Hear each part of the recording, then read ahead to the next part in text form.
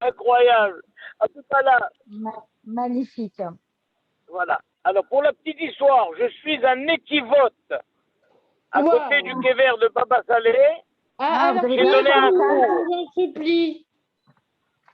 Hein? Priez pour moi. Voilà, ben c'est ce que j'ai dit. Attends, j'ai donné un cours en équivote. Je viens de terminer le cours. Je suis dans ma voiture et j'ai allumé le moteur, j'ai mis la clim. Je vous fais le cours et après le cours, vous m'envoyez en SMS tous vos noms parce qu'après, je vais aller sur le Kéver Baba Salé, d'accord? Et quand Raphaël, il va vous donner mon portable, vous m'envoyez les noms et l'objet de la prière que vous voulez. Comme ça, après le cours, j'irai prier.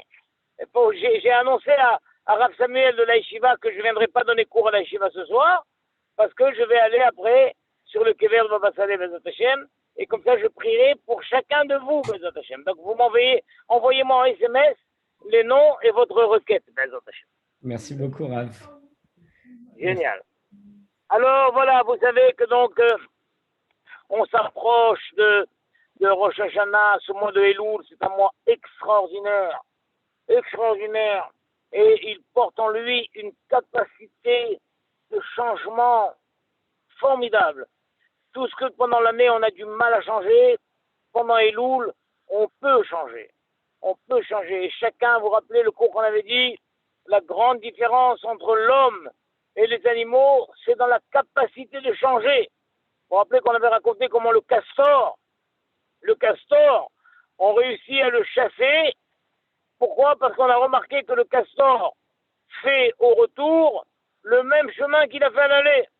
Et donc quand il a pris un chemin à l'aller, les chasseurs mettent une cage sur le chemin du retour et le castor, il voit de loin la cage. Il ne sait pas ce que c'est, mais il sent la main humaine, il commence à pleurer, il commence à crier, il commence à paniquer, mais il ne peut pas changer de trajet.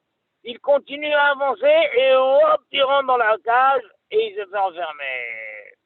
Pourquoi? Parce qu'un castor ne peut pas changer et les animaux ne peuvent pas changer. Alors qu'un homme, il peut changer. Il peut changer. Et quoi qu'il arrive, la semaine dernière, j'ai lu une belle histoire sur le rabbi de Tosh. Le rabbi de Tosh, c'est un grand sadique qui vivait à Montréal, au Canada. Et alors, lui-même, il avait souvent, tout le temps, des invités à sa table. C'est lui-même qui servait les invités. Il servait les invités, il les servait avec les deux mains. Et il mettait, voilà, du poulet, là, et des grosses assiettes. Et alors, un de ses secrétaires, le Gabaïm, lui a dit, mais pourquoi le rabbi tient à servir lui-même les invités? Et pourquoi le rabbi donne autant à chaque fois? Il lui a dit, je vais te faire une grande confidence. C'est que moi, dans ma nature, j'ai un mauvais cœur. Et je suis avare. Je suis avare. Et depuis toute mon adolescence, je me force à vouloir changer cette nature. Et je vais te dire, c'est pour ça que je sers moi-même, c'est pour ça que je donne des grosses parts, etc. Et je vais te dire que, au Hachem, je suis arrivé, maintenant, j'ai changé de nature. Je suis devenu réellement généreux, réellement de bon cœur. C'est-à-dire que n'importe qui peut changer, mais c'est un long travail, c'est pas facile. Et pendant Elul, la chose est plus facile pour nous. Pourquoi? Parce que Hachem est beaucoup plus proche de nous pendant Elul que pendant le reste de l'année. Et donc, ça va être possible pour chacun de nous qui le désire. Essentiellement, il y a un domaine. Là, on voit que la Torah dit « Souviens-toi de ce que Hachem a fait à Myriam. Souviens-toi. » Et il a dit « Ben Gassarat, prends garde. Zachor attaché à Myriam Baderer, Betsedem Israël. Souviens-toi de ce qu'Hachem a fait à Myriam lorsque vous êtes sortis d'Égypte. » Et Rachidi, si tu veux faire attention de ne pas avoir la Sarahat, alors souviens-toi de ce qu'Hachem a fait à Myriam. Tu veux faire attention de ne pas avoir cette plaie de lèpre terrible. Souviens-toi de ce qu'Hachem a fait à Myriam et donc ne raconte pas de la Shonara. Raconte pas. Rappelle-toi de ce que Myriam a parlé à son frère. Elle a parlé sur son frère. et elle a reçu la Sarah. Donc quand on voit ce Rashi, il semble que ce soit un conseil que la Torah dit. C'est un conseil. En vrai, le point essentiel, c'est se protéger de la Sarah. Et tu veux te protéger de la Sarah, alors on te donne un conseil. Ne fais pas la Shonara, un conseil. Le Rambam, pour sa part, dit, moi je lis ce mot Zachor comme Zachor et Shona Shabbat. Souviens-toi du jour de Shabbat. C'est une mitzvah assez de se souvenir du jour de Shabbat.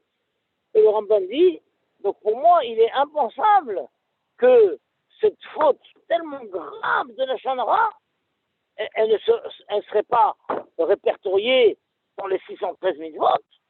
Comment c'est possible? Et il dit, je suis étonné, parce que le Baal à la Chot Agedolot n'a pas compté la faute de la Shonara dans les 613, elle n'a pas été recensée dans les 613 mitzvot.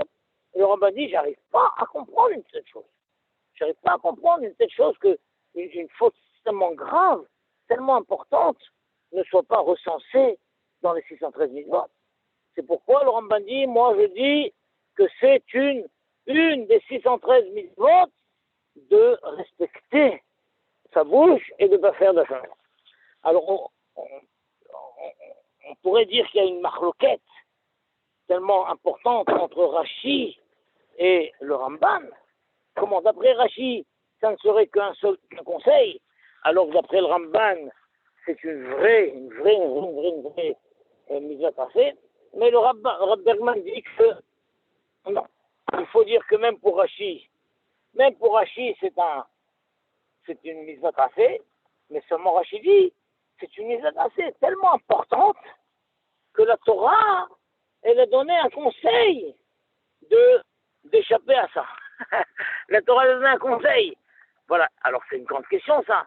Bon, il y a quelqu'un qui me... Je suis en cours sur Zoom, ne me dérangez pas. Bon, bonne route.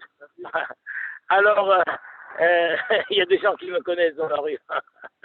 Alors, la question se pose. C'est incroyable. Pourquoi spécialement sur le Lashon Hara, la Torah elle a tenu à nous donner un conseil comment y échapper. On ne voit pas que la Torah a dit que tiens, si tu ne veux pas avoir un cancer d'estomac, ne mange pas de cochon. Un problème de peau, ne porte pas de châtaise. Et pour la Shonara, la Torah est venue dire attention, tu ne veux pas avoir de lèpre, ne parle pas de la Shonara. Pourquoi spécialement sur ça, la Torah est venue nous donner un conseil pour ne pas avoir de lèpre, pas Shonara. Alors le Rav Bergman dit, parce qu'il faut savoir cette chose incroyable, cette Gemara incroyable, qui dit que le rove des gens, la majorité des gens sont concernés par des problèmes de vol. Concernés par des problèmes de vol. La plupart. Ça veut dire, même s'ils ne sont pas des voleurs, mais concernés par des problèmes de vol, à longueur de journée, en vrai, n'importe qui parmi nous commet des actions où il y a un aspect de vol dedans. J'ai lu dernièrement que à Bnei-Brak, il y avait un grand Rav, c'était Rav Avraham Yerouchki. Et alors, une fois, il était avec des élèves dans la rue, il y a eu un orage à Bnei-Brak. Alors vite, ils sont rentrés s'abriter dans l'escalier de l'immeuble. Et un des élèves a voulu allumer l'escalier. Le Rav dit non, qu'est-ce que tu allumes? On n'habite pas ici. Les habitants se cotisent pour payer les frais de l'immeuble. Mais nous, on n'habite pas ici. De quel droit? On peut s'abriter parce que on fait de mal à personne, mais on ne peut pas allumer la lumière. Ah là là, qui aurait pensé à une chose pareille? Il y avait aussi un Rav, j'ai lu, un Rav qui faisait le tour des maisons pour aller collecter de l'argent pour sa yeshiva. Il montait toujours à pied. Parce qu'il disait, je ne suis pas sûr que j'ai le droit de prendre l'ascenseur. Si je vais rendre visite à quelqu'un qui habite là, voilà. Mais vu que là, je monte dans l'immeuble pour mon intérêt à moi, alors pareil, les habitants payent une cotisation sur les frais d'ascenseur. De quel droit puis-je utiliser l'ascenseur pour mes propres besoins? Et des fois, il montait jusqu'au 10e étage. On le voyait arriver essoufflé, à pied, 10 étages. D'ailleurs, une fois, j'ai lu qu'il est arrivé au 10e étage, tout essoufflé, et le monsieur lui dit: ah, je suis désolé, j'ai terminé de distribuer ce que j'avais distribué pour cette année. Bon. L'année suivante, il remonte encore une fois 10 étages à pied, et pareil, le monsieur lui dit: ah, je suis désolé, j'ai terminé de distribuer ce que j'avais pour cette année.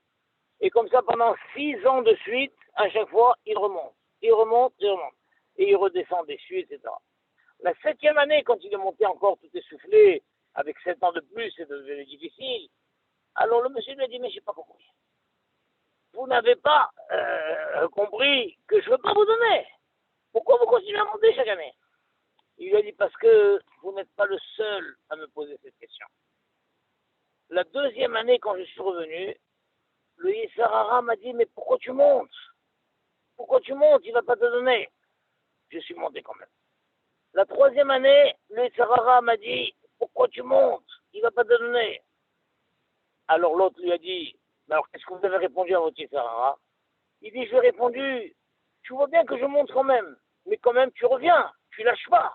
Chaque année, tu me reposes un client, tu lâches pas. Mais si toi tu lâches pas, moi non plus je lâche pas. Et c'est pour ça que je monte encore. Même la 7e année, je monte. Alors la suite de l'histoire ne nous dit pas si le monsieur a fini par lui donner quelque chose ou non. Mais ça veut dire, c'est incroyable, voilà, il est monté, il y va, il insiste encore, et il y va. Alors pourquoi je vous ai raconté ça? J'ai oublié. Ah oui, de quoi se forcer à changer sa nature. Forcer à changer sa nature. Alors le rabbi de Tosh avait cette nature comme ça,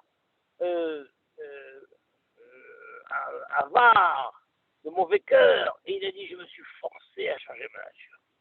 Alors une fois, un jeune homme de 13 ans est venu lui dire: mais Rabbi, j'ai remarqué que vous dites, quand vous faites le Kaddish, vous dites Idgadel, Vidgadesh. Mais c'est pas comme ça qu'il faut dire. Il a montré un livre qu'il faut dire Idgadal, Vidgadash.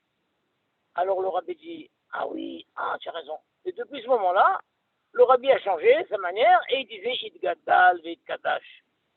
Alors quelqu'un d'autre, un autre élève a dit: mais au Rabbi, mais je comprends pas.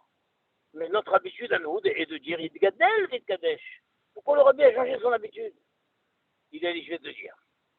Quand ce jeune homme de 13 ans est venu me montrer un livre de halakha pour me dire comment il faut prononcer le Kaddish, j'ai été saisi d'une grande colère contre lui. Et j'ai failli lui dire: petit insolent, tu crois que c'est toi qui vas m'apprendre à dire le Kaddish? Mais tout de suite, je me suis travaillé pour enlever de mon cœur cette colère que j'avais envers lui. Comment j'ai pu l'enlever? En prononçant le Kaddish comme lui veut que je prononce. Et quand ma colère sera apaisée, je reviendrai à mon ancienne manière de prononcer le Kaddish. Incroyable. C'est-à-dire que chacun sent qu'il a en lui un caractère dur, d'en vouloir et tout, il peut changer, il peut se travailler. Il peut. En Elul, c'est encore plus facile. Encore plus facile, on peut changer. Et notamment dans ce domaine de la Shemara. Alors j'ai posé la question: pourquoi est-ce que la Torah vient tellement nous prévenir que fais attention à la Shemara, sinon tu auras le Négazarat? On dit: parce qu'on voit que tout le monde est concerné par les problèmes de vol. Voilà, c'est à ce sujet que je vous ai raconté que ce Rav ne prenait pas l'ascenseur, parce qu'il se disait: j'ai pas le droit de prendre l'ascenseur. Donc, pas tout le monde, on m'a dit, le Rov, la majorité des gens sont confrontés à des problèmes de vol. Et n'échappent pas à ça. Une minorité est confrontée à des problèmes de harayot, des mauvaises mœurs, des mauvaises relations. C'est une minorité. La majorité, quand même, résiste. Par contre, tout le monde est concerné par le problème de la Shonara. Tout le monde. La Gemara dit quoi? Tout le monde? À ce point-là, tout le monde? Alors la Gemara dit: effectivement, tout le monde n'est pas concerné par la vraie faute de la Shonara, mais est concerné par la poussière de la Shonara. Poussière de la Shonara, ça veut dire des fois on fait une petite remarque. Petite remarque, on n'a rien dit, c'est une petite remarque. Ah, mais quand même, cette petite remarque, elle fait faire une mauvaise image sur l'autre. Petite remarque. Petite remarque. Et ça, personne n'échappe à ça. On est tous confrontés tout au long de la journée à faire une petite remarque, qui n'est pas une remarque méchante, c'est une petite remarque. Mais malgré tout, cette petite remarque, bah, garde-la pour toi. Garde-la pour toi. On ne t'a pas demandé de faire cette petite remarque parce que cette petite remarque, elle donne une mauvaise image de l'autre. Et ça, tout le monde est concerné par ça. Tout le monde. Alors on comprend que puisque tout le monde est concerné par ce problème de Havak la Shonara, alors la Torah tient à nous donner un conseil. Un conseil. Si tu n'arrives pas à te retenir de dire des petites remarques à droite à gauche, attention, souviens-toi ce qui est arrivé à Myriam. Myriam aussi, en vrai, c'était une petite remarque qu'elle a fait. C'était quoi l'histoire de Myriam? C'est que tout d'un coup, la Torah nous raconte qu'il y avait deux jeunes gens qui se sont mis à prophétiser. Eldad ou Medad. Ils ont prophétisé. Qu'est-ce qu'ils ont dit? Ils ont dit Moshe met, Yoshua marnis. Moshe va mourir et c'est Yoshua qui va faire entrer le peuple juif en Israël. Quand ces deux-là ont commencé à prophétiser, alors Tsipora, la femme de Moshe, qui se trouvait à côté de Moshe, alors Tsipora a dit ah, je plains leur femme. Je plains leur femme. Myriam a dit pourquoi que... Elle lui dit, tu t'es pas rendu compte que ton frère et moi, nous n'avons plus de relation? Ah bon? Je ne savais pas. Ah quoi, vous n'avez plus de relation? Elle dit, maintenant, comme il est prophète, alors il ne peut plus avoir de relation avec moi. Ah bon? Alors Myriam, elle est allée chez Aaron et lui a dit, tu as entendu? Tu as entendu que Moshe n'a plus de relation avec Tsipora, sous le fait qu'il est prophète, mais nous aussi on est prophète. Nous aussi, on est prophètes. On n'a pas pour autant arrêté notre relation avec notre conjoint. Ah, à peine a terminé ça, couvert de lèvres de la tête aux pieds. Hachem lui a dit, comment tu as osé parler contre Moshe? Il a dit, mais qu'est-ce que j'ai dit? J'ai rien dit de grave. Qu'est-ce que j'ai dit? C'est mon petit frère. J'ai simplement dit que nous aussi, on est prophètes et qu'on a quand même gardé une relation avec notre conjoint.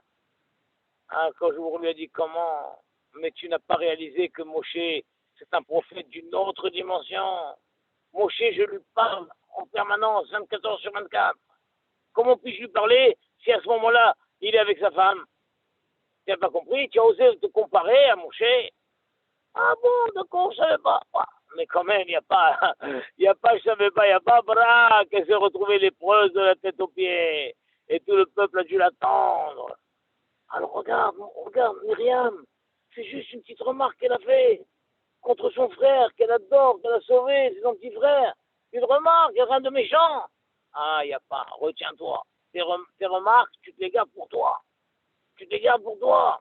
Et la Torah dit, tout celui qui n'arrive pas à se retenir de se faire des petites remarques comme ça, rappelle-toi ce qui est arrivé.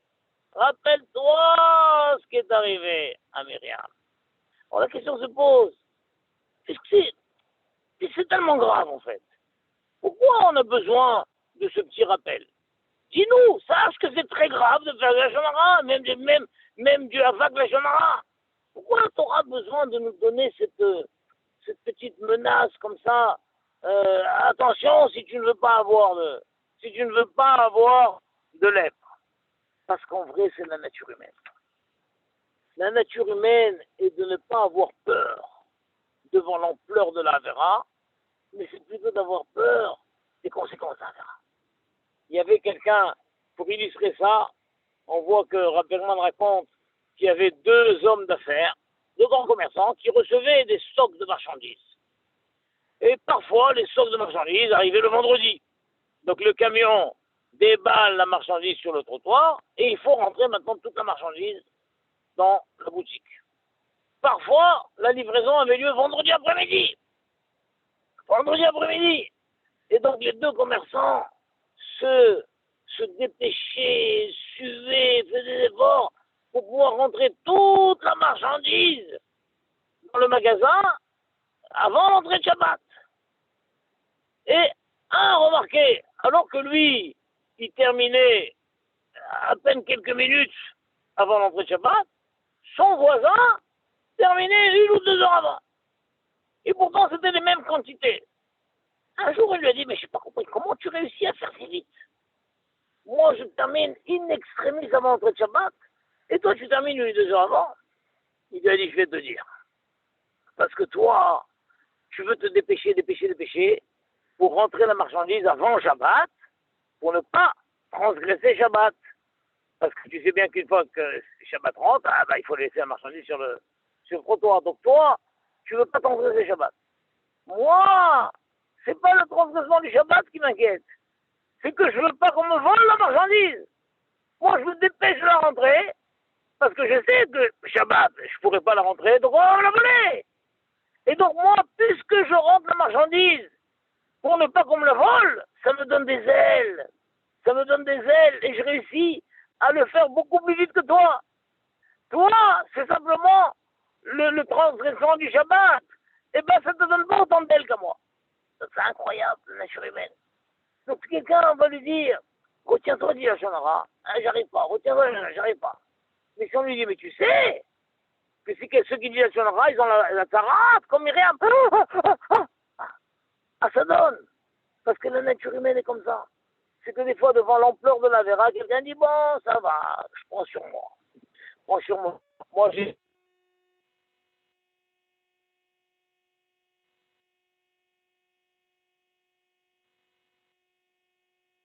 Mais qu'est-ce que tu fais là? Tu es Cohen. T'as pas le droit d'être au cimetière. Il dit, je prends sur moi. Je prends sur moi. On est tous comme ça. Devant la vera, on prend sur soi. Mais si la Torah dit, attention, qu'est-ce que tu prends sur toi? Tu es fou? Tu veux avoir la Sarah? Ah non. Et la Torah n'a pas tenu à nous dire ça pour toutes les autres avérotes. Pourquoi? Parce que tout le monde n'est pas concerné. Mais vu que la Shonara, tout le monde est concerné par le Hava de la Shonara, la Torah veut nous donner.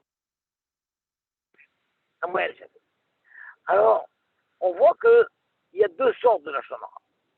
Il y a le Lashon Hara que l'on exprime, et il y a un Lashon Hara silencieux. Et la Gemara dit, le Lashon Hara silencieux, ce sont les kétorettes, la fumée des kétorettes qui fait pardonner sur la Lashon Hara, qui me rappelle. Et le Lashon Hara qui est exprimé, c'est le méril, avec les petites clochettes, ce vêtement que le Kohen Gadol portait, comme un petit pancho comme ça, il y avait des clochettes. Donc le son des petites clochettes, c'est ça qui fait pardonner le Lashon Hara qui est exprimé. Alors la question se pose, mais c'est quoi quelle est la puissance, quel décibel? Qu'est-ce qu'on appelle un Lashon Hara silencieux et un Lashon Hara qui est déjà audible? C'est quoi la puissance? Alors Bergman dit, tout Lashon Hara qui est dit, il est dit, il y a forcément une personne qui l'a écouté. Par contre, le Lashon Hara, il est silencieux, c'est le Lashon Hara que quelqu'un se fait à l'intérieur de lui. Même s'il ne le dit pas, mais il pense. Il dit, celui-là, c'est un pourri. Il m'a pris ma place. Il m'a offensé. Il m'a roulé. Il m'a fait ceci. Il m'a dit, chacun de nous est rempli de pensées à l'intérieur. Et bien la Torah dit que ces pensées à l'intérieur contre l'autre, c'est du Lashon Hara. C'est du Lashon Hara silencieux. Et ce Lashon Hara silencieux a besoin d'être pardonné. Et qu'est-ce qui pardonne? Les kétorettes. La fumée des kétorettes fait pardonner ce Lashon Hara silencieux. C'est incroyable ça. Et avec ça on résout, parce qu'on voit que d'un côté la Gemara dit que pourquoi le Beth Amikdash a été détruit à cause de Sinat Hinam. C'est connu, tout le monde connaît cette Gemara, que le Beth Amikdash a été détruit à cause de la haine gratuite. Mais d'un autre côté, le Midrashim disent que pourquoi le Beth Amikdash a été détruit? À cause du Havon Lashon Hara. Alors il faudrait savoir, c'est le Havon Lashon Hara ou c'est le Sinat Hinam? Et d'ailleurs, le Havetz Chaim pose la question. Et le Rav Bergman, pour sa part, il dit, non, quand on a dit que le Beth Amikdash a été détruit à cause du Lachon Hara, c'est pas le Lachon Hara qui a été dit. C'est le Lachon Hara que chacun gardait à l'intérieur de soi et qu'il se disait à lui-même. Il se disait à lui-même. Et ça, c'est le Lachon Hara qu'on se dit à soi-même, c'est Sinatrinam. Donc ça revient au même. Il n'y a pas une contradiction entre les textes. Pourquoi le Beth Amikdash a été détruit? À cause de la haine gratuite. Ou à cause du Lachon Hara. Quel Lachon Hara? Celui qu'on ne dit à personne, mais qu'on se dit à soi-même. À soi-même, on pense sur l'autre. On pense, voilà, il m'a roulé, il a pris ma place, il a fait ceci, il m'a offensé. Toutes ces choses-là que l'on véhicule au fond de nous. Eh bien, ça, la Torah dit, il faut changer. Il faut changer. Tu dois arriver à mettre fin à ces râleries intérieures. Ça y est, arrête de penser du mal sur l'autre. Vas-y, allez, pardonne, passe, abandonne, laisse tomber. Moi, j'avais un jeune élève, il disait, ça va, laisse tomber. C'est un Américain. Laisse tomber, voilà, laisse tomber. Voilà, et tu n'arrives pas à laisser tomber, attention, regarde ce qui est arrivé à Myriam. Ah bon? D'accord. Donc on voit qu'effectivement, c'est tellement difficile de renoncer à ce Lachon Hara intérieur que l'on pense sur l'autre qui nous a offensés, qui nous a pris, etc., qu'on a besoin d'avoir un moyen qui va nous freiner.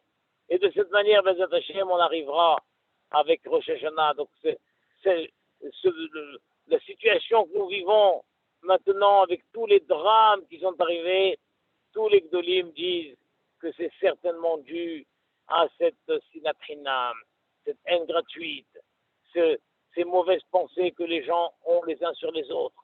Il faut, ça y est, il faut se travailler, comme le rabbi de Toch, il s'est travaillé, il a changé sa nature, bien qu'il savait qu'il avait une nature mauvaise, il était avare, il avait un mauvais cœur, il a réussi à changer sa nature jusqu'à ce qu'il est devenu quelqu'un de vraiment généreux, tellement généreux qu'il distribuait tout l'argent qu'il recevait, il le distribuait. Et ses secrétaires disaient, mais Rabbi, gardez un peu pour vous. Non, il distribuait. Alors des fois, il recevait une somme d'argent, il la cachait dans ses chaussettes pour que les secrétaires ne regardaient pas, et quand quelqu'un venait demander, hop, il se penchait, hop, il sortait un billet de sa chaussette, et il le donnait. Et c'est comme ça qu'il a réussi à changer sa nature.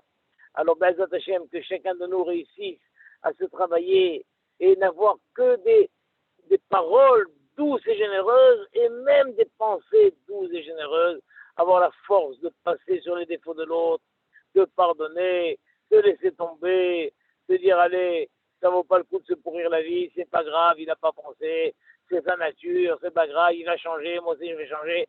Et de cette manière, le monde arrivera à son tikkun, Bezat Hashem. Et on aura tous une Shana Tova, et on sera zoré d'être Mekabel la Geoula avec Karov, Mamash. Amen, Kanerazon. Amen, amen, amen. Amen, amen. Voilà, Hazak. Alors envoyez-moi les noms. Maintenant, je vais prendre la route. Je suis à 3-4 minutes de Baba Salé. Comme ça, le temps que j'arrive, je reçois les différents noms, Bezat Hashem. Au Merci revoir. Au revoir, Rav. Au revoir, Madame Au Perret. revoir, au revoir. Jeudi. Saharaba. Alors, donnez-moi les noms, hein, donnez-moi les noms. Avec plaisir. Goldou, à bientôt, mes chers amis, à bientôt, au revoir.